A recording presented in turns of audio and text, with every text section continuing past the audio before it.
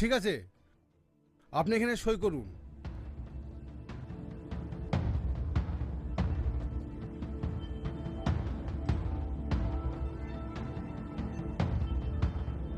হাবিলদার, ওকে ছেড়ে দাও।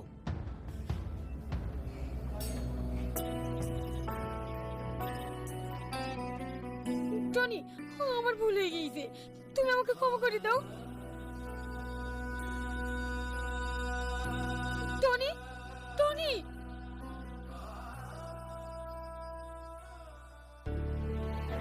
কি রে সালমা, আজ টনির সাথে দেখা হলো?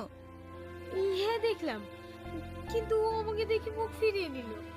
টনি এখন কোথায় আছে তুই জানিস? টনি